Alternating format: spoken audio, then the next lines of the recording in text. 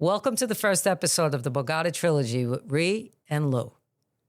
Lou, Hey, love it that you're here. I love being here. Forget it. Like, we know each other now, what, 40 years? 40 years. I don't know. Where'd the fucking time go? I swear to God. I have no idea. I'm thinking I'm going to be 60 in January now. Oh, wow. Like, I can't. Well, I you can't, aged well, thank God. Well, you aged we better both than me. do. Come on. Yeah, you aged You're better right than next to me. I look like I could be your father. Well, Are you kidding me? Hey, take it easy. We'll talk about that another time.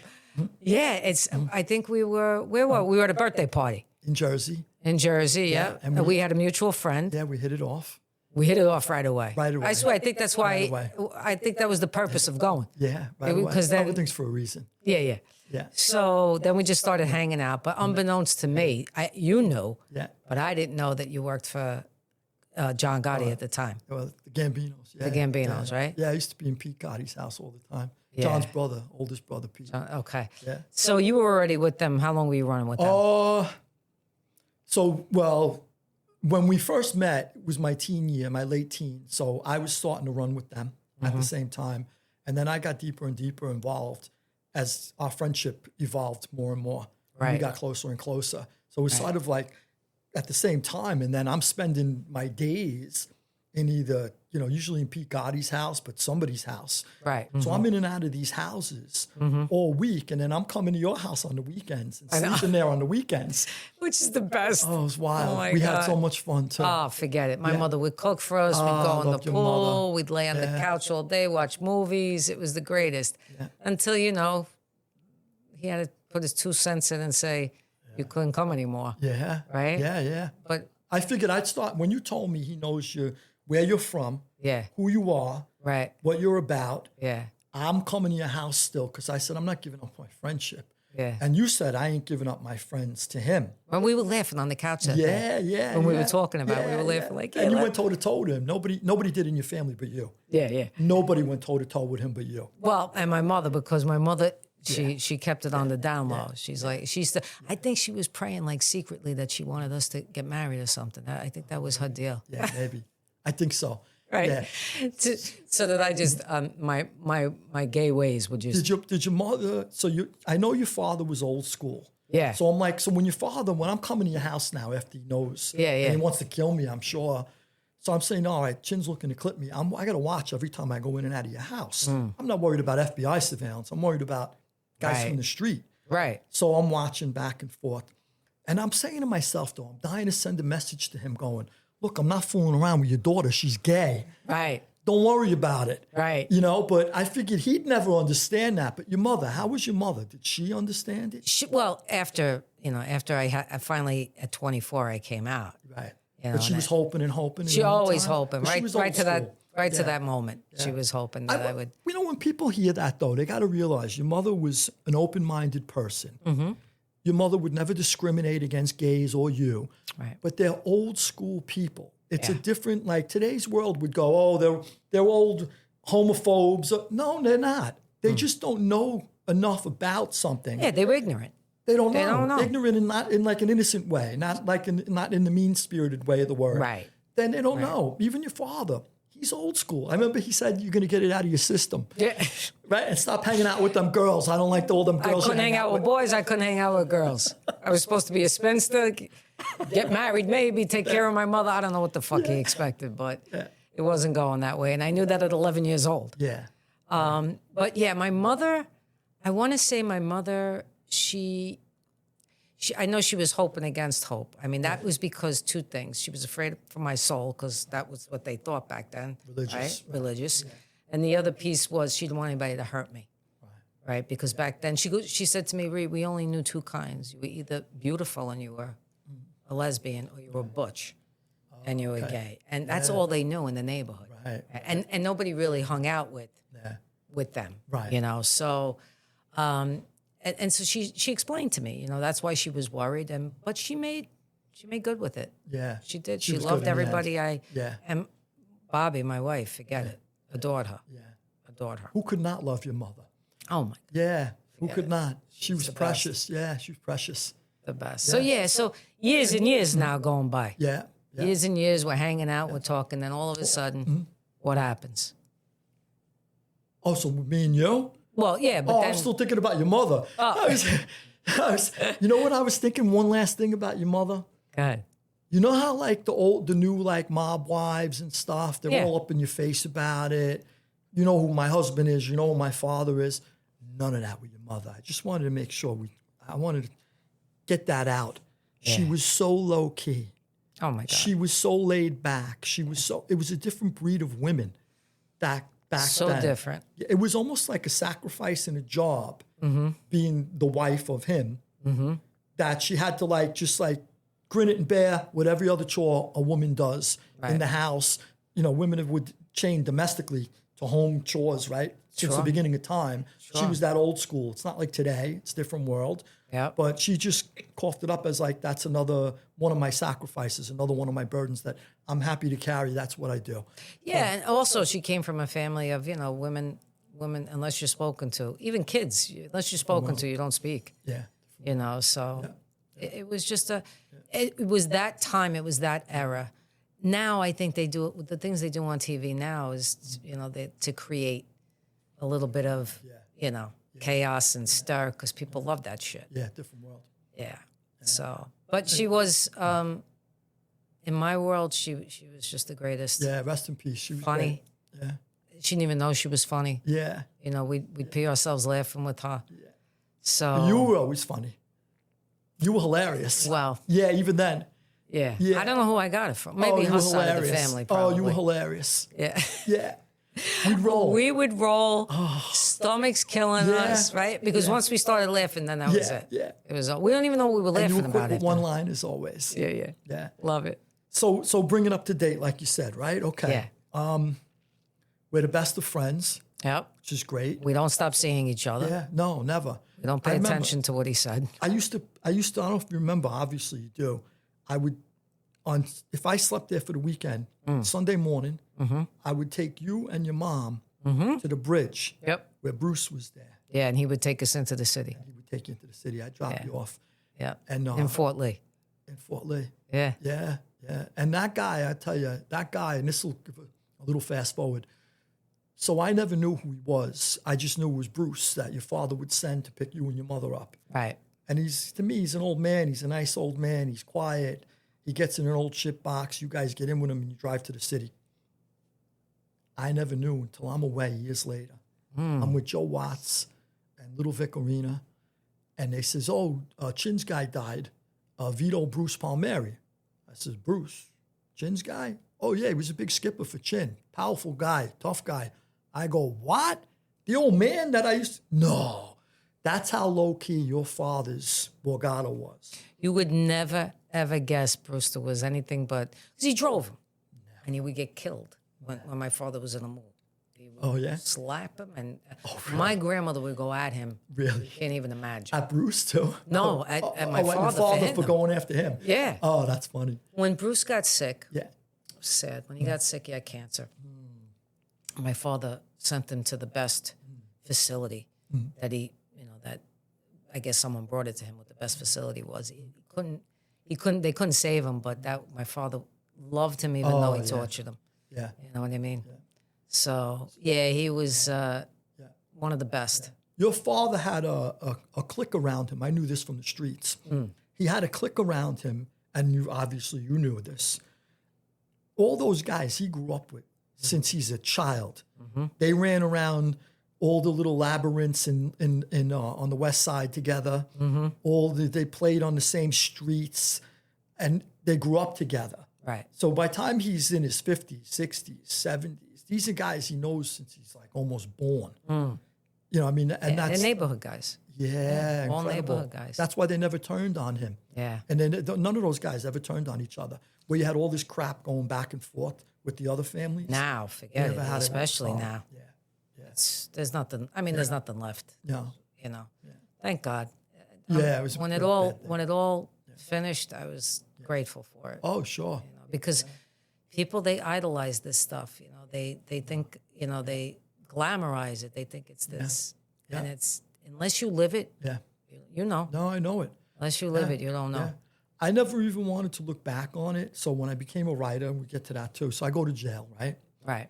I eventually got 3 cases. I got 2 federal cases, an FBI indictment I got a Secret Service indictment, and I got a state indictment. And between the 3 cases, I'm facing life. And you stuck by me the whole time.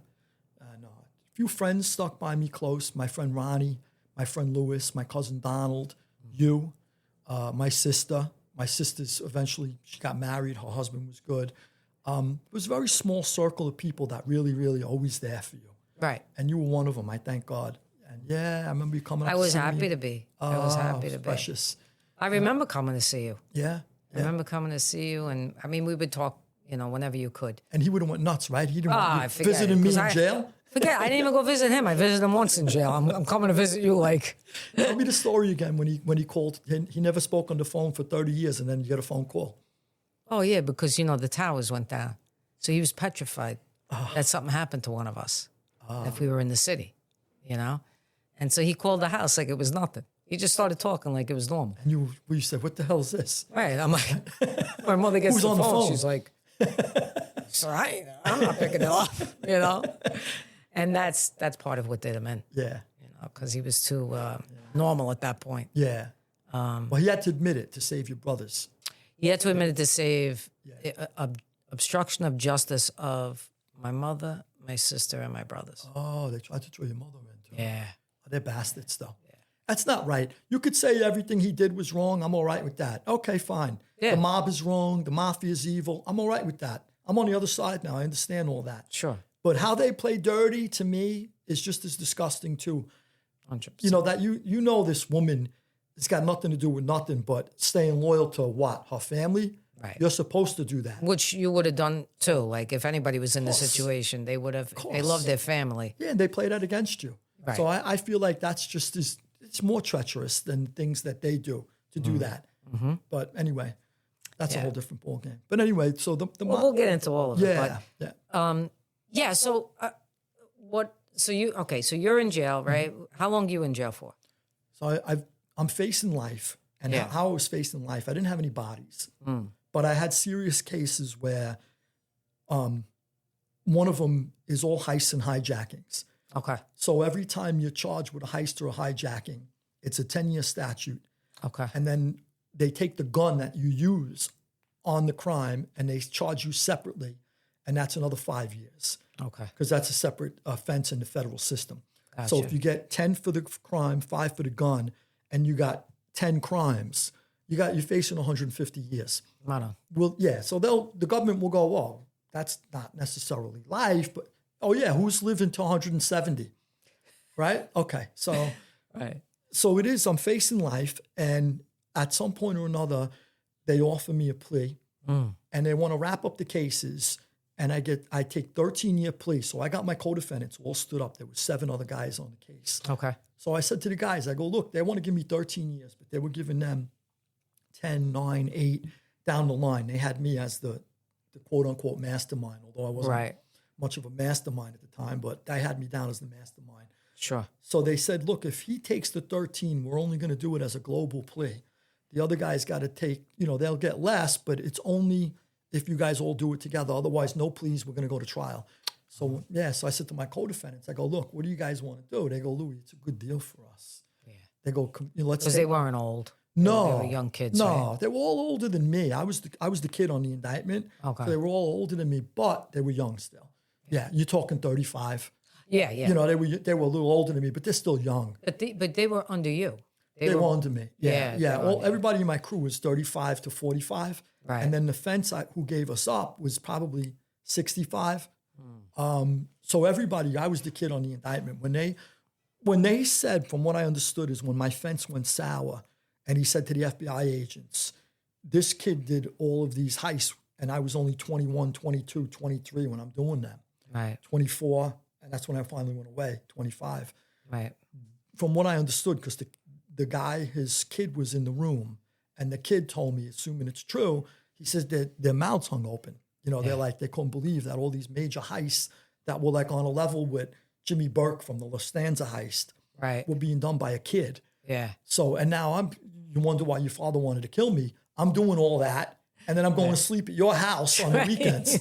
So, my head was up my ass too. It's all right. And I don't realize I could bring heat to Rita because you don't know better. Right. And just like your father don't realize I'm doing this to my daughter, I'm doing this to my wife. Right. When your mind is consumed by that crap, you're involved in it to such a degree where you don't think about those things. Now I would say, if I was going to like steal a pack of gum and you're in the car outside, I would say, I can't do that. Right. Rita's in the car. Right. Bubblicious. What happens if they put the Bubblicious on her?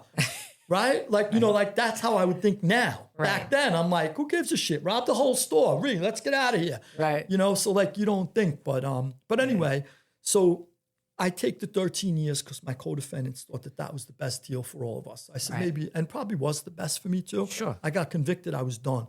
So I go on my merry way. And then as you'll remember, I start writing. And you were the first one. I got to say this just to jump up ahead in the story, a little bit of a spoiler. Yeah. You typed my first novel. Oh, my cousin God. Donald brought you the novel. It was amazing. Dropped it off by you. Yeah. Yeah. I hope this one comes to fruition because I absolutely loved that story. I know you cut it down now. A lot. You cut it down a lot, but that was amazing. Lot. I could say you were a historian then because the shit you were coming out with about slavery and this and that, I was blown away by it. And tell the story because I never got the full story from you. You gave me a little snapshot. Forget it. We had this. A flood or something, right? Yeah, we had Let this me hear that again. torrential rainstorm. It was like a mini hurricane came through. All lights out. I'm with a candle and a flashlight, typing your fucking manuscript. You go and type your fucking thing in a boat. Yeah. You was in a rowboat. That's it. I said they could have came and picked us up in a boat. Over here, there was so much rain. But I didn't want to stop because I was loving it. And I said, I got to get it done for him. It's important. I got to get it done. Yeah. And I did. I got it done. Yeah. Got it done. Amazing. It was the best. It was exciting and a little adventurous because my mother's going to me, what are you doing? I said, leave me alone. I'm typing like I'm, So when that was done, I couldn't wait for it to come out. That was sort of like, I wanted to show the people who loved me. Yeah. Like my father was still alive. I lost my mother when I was young. She died in my arms. My father was still alive, and I knew I was breaking his heart. And I had close friends like you, my cousins, my sister, who were there for me. And I felt like I owed it to the people who were sticking it out for me not to do this shit again. Right. Like that was part of my thinking. There was a lot of other things that went into sort of like the equation of, the formula that woke me up and go, this is I can't do this is not for me. Yeah, this is wrong. My mother didn't raise me to stick a gun in people's mouths. Yeah. This is a horrible thing to do. My mother would be turning over in her grave. Right. But I mean, is that what did it for you? And had you start to read books and do what triggered it for you? Was it your mother or? So it was a few things. I was in the hole and there was a real big moment I had with a guard. I was locked up. I was put in the hole for something I didn't do. And because I never cooperated, I would never rat on my case and I wouldn't rat in jail. Yeah. So I get stuck in the hole for something I didn't do. And I'm not going to tell the guards who did it. Right. And it was an assault on a guard. So it's a serious charge. And I'm going, all right, I'm stuck. What am I going to do? So I'm having words with the captain of the guards through the food slot. And at some point I reached through the food slot and I grabbed him by the tie. I got aggravated with him. And I went to yank him. And the tie came off. It was a clip-on tie. So I threw it out. That's a moment. I wish I would have been a fucking fly on the wall with I that. says, you son of a bitch. I says, you wear clip-on ties. He says, you think we'd wear?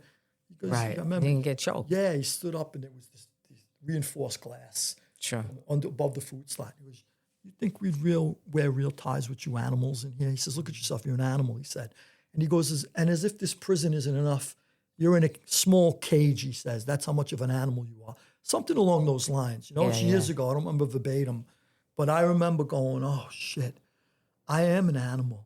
And my mother didn't raise me like this. My mother's family was crooked. Not to the extent that your father, that life he lived. They weren't running anything. Right. But my grandfather came home. He was a World War II hero. And he came home. He took numbers on the side at the bar. He used to work construction all day. He was in the union. Right. They drove bulldozers, excavators, operating engineers union. And then at night he went to the bar. He ordered a Manhattan and he would take numbers at the bar. My uncle was also in the same union. He was one of the best operating engineers you could imagine. He won contests where he takes the bucket and he picks up an egg without breaking it in the giant bucket. Stop. Yeah, incredible. He was like, they knew if they put my uncle would go to jail. He was a hijacker. So my uncle would go to jail. He'd be in Sing Sing for like 3 or 4 years, and he would get out. And the second he got out, the union would put him on a job because they knew that he did twice the work of somebody else, one man. So that's how good of an operating engineer he was. But at the same time, he's hijacking trucks, but he wouldn't rat either, by the way. My mother's side, none of them were rats, which I still feel like people could say, well, if you turned your life around, why do you still dislike the rats? Because you know what? I don't believe in telling on your friends. I don't believe in pointing the finger and going, it's not me, it's him. Lock him up. Don't lock me up. Right. Do your time. If you made a mistake in life, pay for it. You pay your dues. And then if you want to change your life, that's fine. But after you suffered the consequences, you can't say, I don't want to suffer the consequences because I'm ready to change. No, you got to suffer the consequences. That's life. And you're gonna suffer them one way or another. So my uncle one time got caught. I remember I used to visit him in Sing Sing. And I remember years later, because I did state time and federal, and I'm pulling up to Sing Sing and I'm going, wow, I haven't been here since I was like 5. But like, is it destined? Is it in our blood? That's why, your life is incredible where you don't know nothing else but that. Not that you were going to become a big mobster, but you always saw clearly, and a lot of women don't. Right. Whoever saw everything clearly, but you'd say, okay, this is my father. I have an obligation to him as his daughter. I love him, but I don't approve of this shit. Right. I remember that from then. Yeah. Where you felt like that. And I remember you'd have I'd pull up in your driveway and you'd have a little minivan with 10,000 balloons in the back. I come inside and go, what the frick is you doing? What are you doing? You go, oh, I got a balloon company. Yeah. And you're running around with the balloons. So you didn't want every mafia princess in the world whose father's worth, what, $150 gazillion, I don't know, right, would go, Dad, Dad, I'm ready, Dad. Right. Dad, I need this. Dad, I need that. I don't want nothing to do with this. I don't want nothing to do with that. I'm going to go out and I'm going to do everything on my own. And you always did that. Yeah. Oh, and I so respected that from then. And you had this hard work ethic, which must have been in your blood from generations, because I don't know where it came from.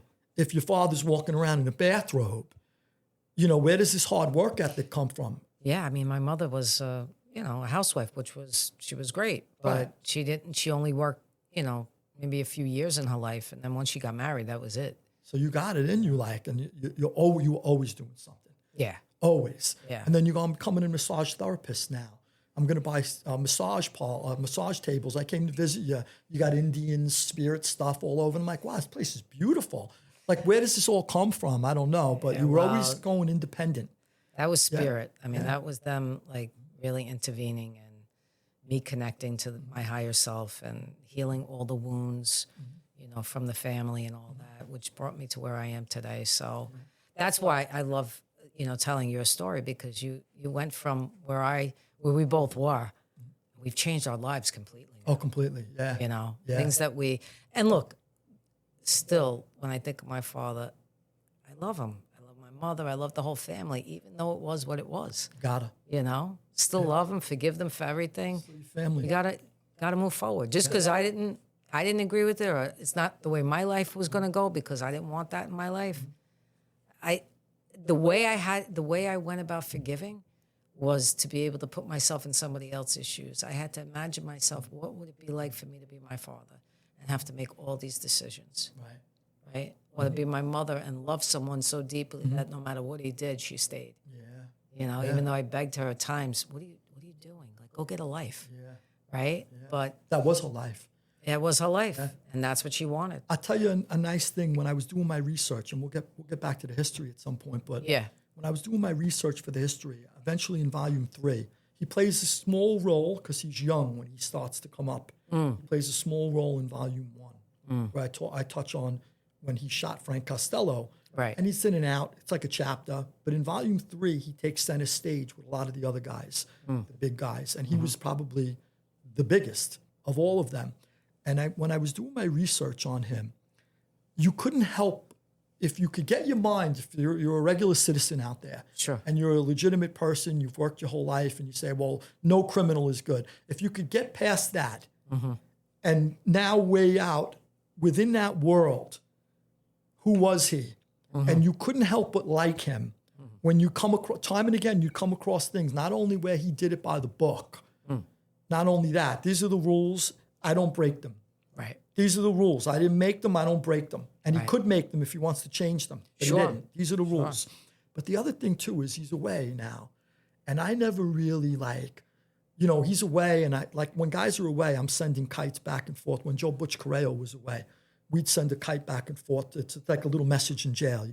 Convicts going to Rochester or something where Joe is. Do me a favor, say hello to Joe, tell him Louis loves him. I'm going to give you a little note. Joe sends one back. So I had no contact with your father for obvious reasons. Sure. Hey, I'm the guy you wanted to kill. I'm the one who thought it was fine that your daughter was gay, by the way. Okay. So I got no contact with him, so I'm doing research now. And they eventually, the prosecutors, because they want to know what is on his mind, they get prison guards and they talk to them. This is after the cases are all wrapped up. They want to know how Chin thinks. And he was talking to one prison guard, and a couple of inmates were questioned too. And he said to them, look, you got to do what you got to do in this world. You got to take care of your family. And, it was an important thing because that was his mind. Whether he could have did something else, he couldn't have, people could argue that till they're dead. Oh, forget it. Right. But in his mind, he says, you got to take care of your family. Now, eventually it became 2 families and a bigger family. So he's got 3 families he's taking care of. Right. 2 of his own, Right. and the larger family that he's the head of. Right. But that little statement in and of itself, and that same guy was asked, did you like him? And he says, I couldn't help but like him, he goes, he was the kind of guy, he said, where he commanded respect. He never demanded respect. He never asked for respect. But the way he handled himself and conducted himself, he just commanded it, he said. And they says, well, how could you give us an example? Like, what did all these transcripts were like really, really interesting to read. Wow. Yeah, I should get you copies of them. They're Absolutely. interesting. Yeah. Would love that. Yeah, I'll send them to you. So he goes, no, no, he was just a normal guy. I really can't put my finger on it. But he was a likable guy. And if he could do something for you, he did it for you, But he goes, just who he was and how he handled himself. He commanded respect. It's interesting. And, a book could be written about that too, by the way. If you could take, I wrote Mob Rules. Right. What the Mafia Can Teach a Legitimate Businessman, which turned out to be an international bestseller. I never knew it would be. Right, of But course. you could use your father as a real, like a paradigm as to how to act and be the CEO of a company. If you strip away all the violence, if you strip away that part of his life and you say, how do you act? Who are you? How do you treat other people? Oh my gosh, they're saying this. And everybody who's interviewed, nobody goes, oh, he's a prick. Right. You didn't get one of them. Right. And believe me, the prosecutors would have loved to jot that down. Exactly. So it's not there. It's Right. only compliments coming from the prison guards, coming from the fellow inmates who are quote unquote kind of going behind his back to inform on him because they're being questioned, and they still can't think of anything bad to say about him. Yeah. So that's an interesting thing, an interesting insight into him. Yeah, some of the I'm so glad you're telling me this because some of the inmates actually have reached out to me and wrote me letters about being in jail with him and talking with him, and he would that how much he helped them, and I'm thinking, oh my God, even there, he just was that charismatic energy that he walked into a room, and if he smiled, forget it, he could win you over in 3 seconds. He had the best smile. Warming. You know got what that. I mean? You got that. Thank you. Yeah, you do. You win everybody over, whoever you meet. Yeah, 40 years later, started with me. Yeah. And you can't even argue that because I was a kid who was full of testosterone at that time. Right. I'm looking at every woman in the world as a target. God forgive me, women forgive me. Yeah. That was me then. I was a kid. Sure. But yeah, every woman is can I get down her pants and how fast? Right. And you're gay. Right. And I'm falling in love with you. I don't even care. Right. Who cares? I'm spending my weekends by your house. Right. Because you But had there was that. You there's had that. camaraderie too, where we came from, how we grew up, Yeah. the whole thing, Yeah. So Yeah. that's what made it the greatest. Yeah. Seriously. So we're like brother and sister. Yeah. Do you remember the big Cadillac you used to drive too? Oh my God. Doing What in was it? I look like this big in You were it? this big in it. Right? It looked like the car was on a ghost ride until the door opened. That was it. Until the door opened. And then we went one time, your mother, the Lincoln, she had a Lincoln, your mother. Yeah, it was rare, but that we did have a Lincoln. Yeah. It was normally a Cadillac. Yeah. but yeah. And we went to the Lincoln dealer. Yeah. And they're falling over themselves for your mother, and she's totally, totally grounded. Yeah. She doesn't even know what they like. Doesn't flinch, nothing. Nothing. She's not taking advantage of it. Right. She was totally like, "This is a nuisance, by the way. Yeah. Let's get the Lincoln out of here as soon as possible, whatever." Right. But they're falling over them, Mrs. Gigante, Right. which was hilarious. But yeah, you always had was- big cars, and she was kind of petite too. She was. She was Yeah. only 5'1", Yeah. something like that. And I remember And that's gorgeous, by the way. She was. Beautiful. She was beautiful. Yeah. Yeah. God, I was the one. No, I was saying when it's the only thing she really loved was having that car. And it wasn't because it was a Cadillac. It was just she loved the car. Right. You know, because jewelry for her was nothing. Yeah, but people would think because she had like a beautiful, like, let's say fake Macy's ring on, Yeah. like it looked diamonds and all that, people would think it came from my father. Right. But no, she would prefer to wear crap. Yeah. Like, not crap, How but you bad know is a what I mean. Coney on? She wouldn't have cared. Right. Yeah. Like, it's not crap, but it wasn't what she could have wore. Right. She just didn't, those weren't the things that were, her thing was her Important. family. That's it. That was it. How about the rosary? That was Right? But that's your names. top Yeah. on the list, top Yeah. 3 on the list, Yeah. the rosary. Yeah, it spelled out all our names. Yeah, So yeah. Roseanne, Olympia, Sal, Andrew, Rita, So she grew up Yolanda. in the same neighborhood, the West Side, right? She grew up in the West Side. Yeah. Same thing. So she was on Thompson. Uh-huh. My father was on Sullivan. Was she Nobly Don too? I know Yeah. he was. Yeah, but her father was Rome. She was like 25% Rome. Okay. I think it was 25% Rome and So my grandmother, who's Bades, used to say to my grandfather, because Badesi is like very, very hard to follow. It's like a butchered part of the English. It's like Yeah. Chinese Italian. Mano. Hard to follow. So she used to say, I speak proper Italian. And my grandfather used to say in Italian, however he said it, oh, an aristocrat, like, oh, gentile, yeah. They considered somebody from Rome, from the Southern Italians. Oh, you think who you are from Rome? Yeah. It's kind of funny. You know, and I look at them as barbarians. Like when you see all the movies and everything, they weren't the greatest people, the Romans. the Romans, yeah, no. Yeah, forget it. Yeah. But Naples, they're very, again, a very, Warm. lovely, warm. Warm. Yep. When I did a documentary there, all the kids I'm interviewing, it was 10 years ago, so I was a little younger, and they were a little younger than me. But I'm interviewing these guys, so we're on the set with them. Yeah. Morning, noon, and night. We go to dinner, and they go, we're going to take you to a nice Italian restaurant, they said. So we went down these little narrow streets where you could only get up and down them with a scooter. Yeah. Like you're never going to find this place if you're a tourist. Right. And we go and we start eating dinner. And we're eating dinner, and I had a manana sauce, but another guy's got a different this, that. And these guys are reaching across the table, and they're going like this with the bread and my sauce. And then I'm trying theirs, and I'm saying, look at this. I only know them a day, 2 days. These are the Nobly Dons. This is how I grew That's up. how they share. This is like, it was so warm to me. Yeah. Like, if you're with Americans, and you reach across the table and you dip your bread in their plate, Yeah, you get stabbed with a fork. yeah. I'll never eat dinner with this man again. He's a barbarian. Right. This man's an animal. Meanwhile, I felt so at home when they did that, and I'm doing it back to them. Sure. Oh, it was great. So I love felt it. like, and here I am in the center of Naples, which is like my grandfather, my mother's father was Nobly Don. Her mother was Sicilian, and then my father's parents were both Bades. Yeah, so I had a little bit of a mix. And as you know, like Italians is so like where you're from. I was like a mutt growing up. Yeah. That's like, Yeah. Yeah, so, but. Well, for me, I didn't care who you were. Like, I was friends with everybody. Me too. You know, Yeah. could care less. But back then, I know it was like It was different then. So different. Yeah, it's different. All right, so we're at the point where I'm typing for you. Oh, so we didn't finish the guard. Oh, yeah. Go So ahead. I wake up and I go, son of a bitch. I go, my mother didn't raise me like this. Yeah. And then I start to think about all the different things that I've done, and it weighed so heavily upon me that I just wished like the cinder block ceiling fell on my head. Like, I just want to end it now. I'm not going to hang myself, but boy, if that ceiling fell, I'd be happy. Right. Like it's done. And I started to come out of it. and I came out of the hole eventually.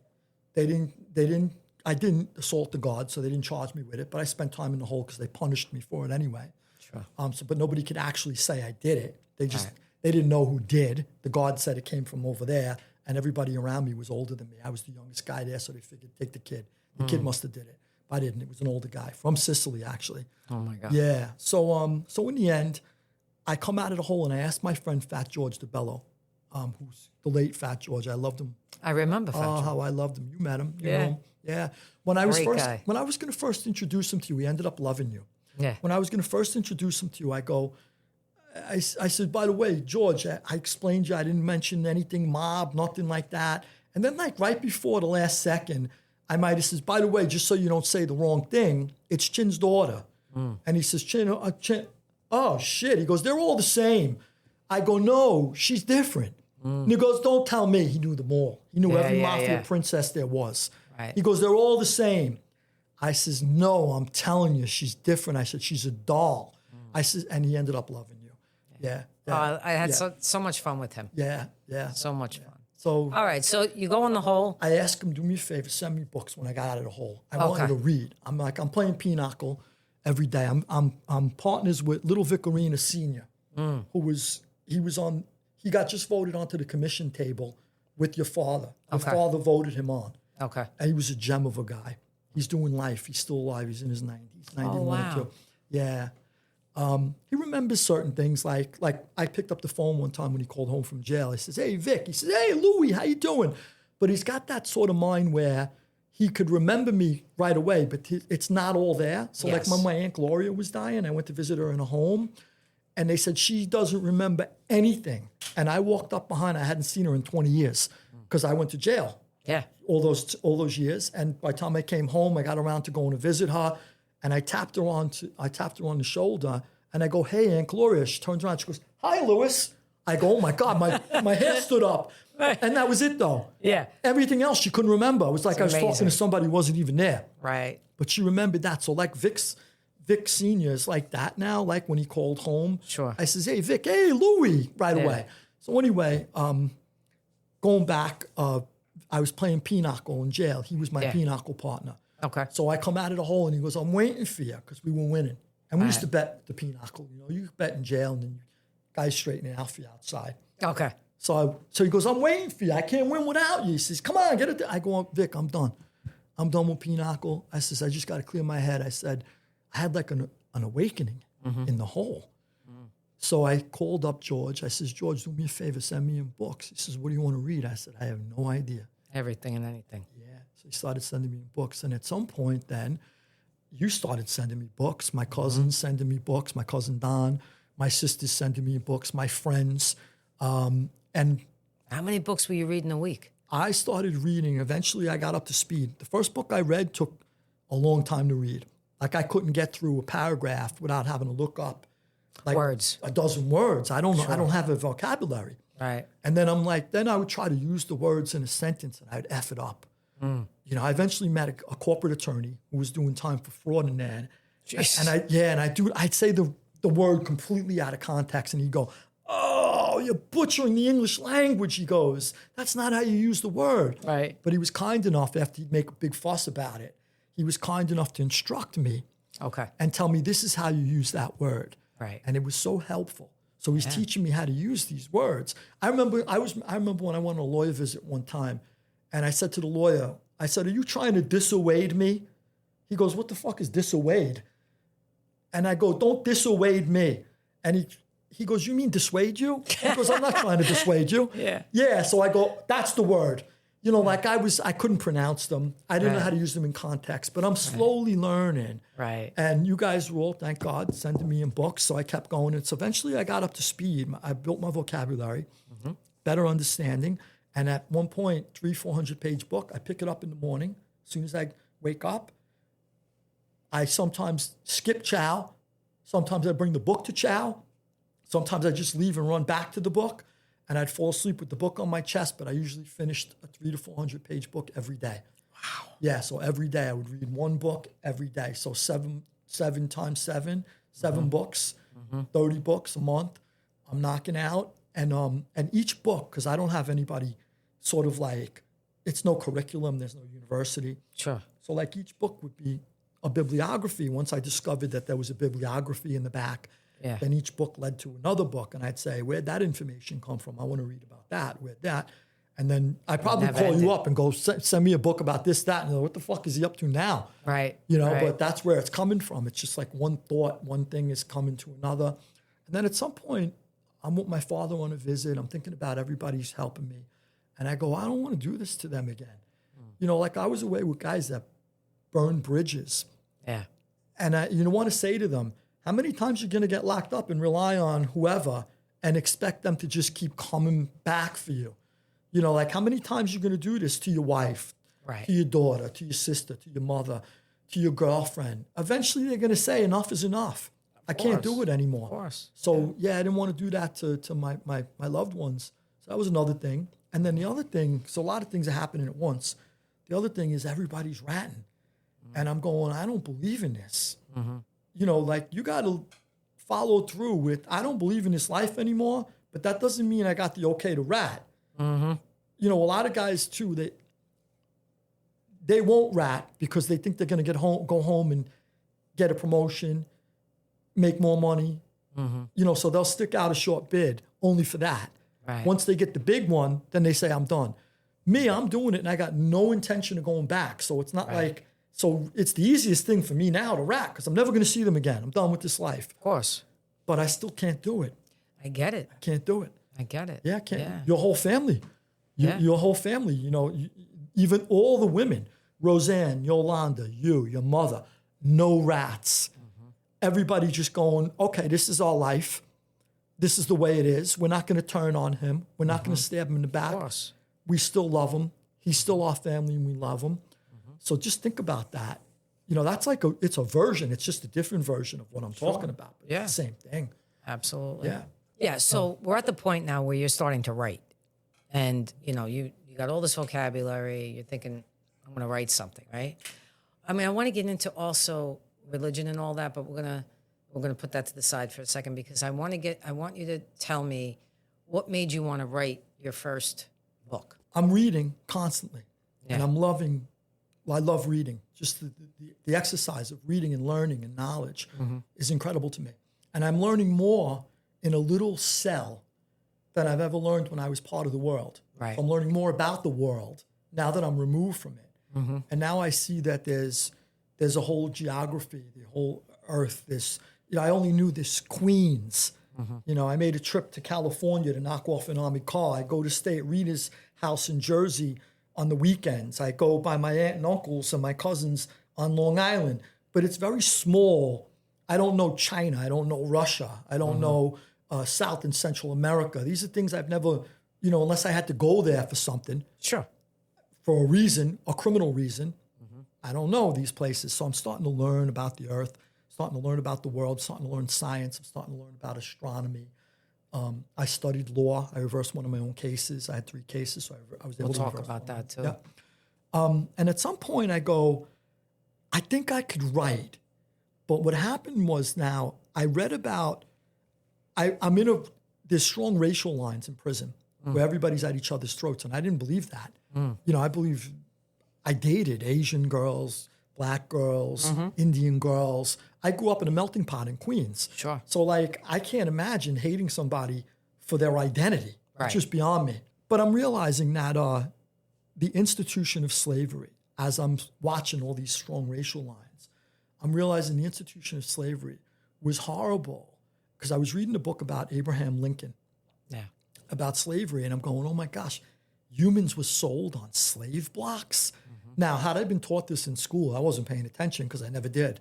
I cheated my way through school. Sure. High school, never went to college, but cheated my way through grammar school and high school. I had people help me with my homework. I was already running a chop shop in high school and started hijacking trucks towards the end or right before I left or right after. So I'm like, okay. So in the end, I realized that I'm in chains now, shackled hand and foot. And I know what it feels like. Not that I'm a slave, but I know what it feels like to be in chains, and I deserve it. So imagine if somebody didn't deserve it, and they're just in chains for what? The color of their skin? this is bizarre to me. Sure. Okay, this sucks and I'm suffering, but I did something to deserve it. So I'm like, okay. So that's weighing me down at the time. And I'm going, all these racial lines still exist today. And then I go to sleep one night and I dreamt of an African-American woman on a slave block. And in the morning I started writing the book that you would eventually type into the computer. Wow. So I wrote a novel about the antebellum South. Now when I wrote that, I didn't know anything about political correctness. I didn't know anything about cultural appropriation. I wasn't trying to steal anybody's identity. Of course. I'm though an Italian-American male writing about an African-American, half white, half black female. So it's like completely not me, which I thought writing was supposed to be. But I did have a reckoning when I came home eventually, and I had problems getting to people, publishers and agents and editors to read that book because of the boundaries that society has set around, these particular boundaries. Lou, this is like, I can't wait to get to the other pieces of this because I remember this beginning for you. And who knew you were going to be, going on to make like bestsellers and flying all over the world, and I mean, then to become a historian. But what you've witnessed, in your life, and then have brought to the table now, and now after 40 years sitting with me talking about it, I can't wait to talk to the audience about the books that you've done, but in particular this trilogy, right? This Borgata Trilogy. I'm reading it and I'm blown away. Absolutely fucking blown away by it. I just, so stay tuned because there's so much more to come, and Louis will be back.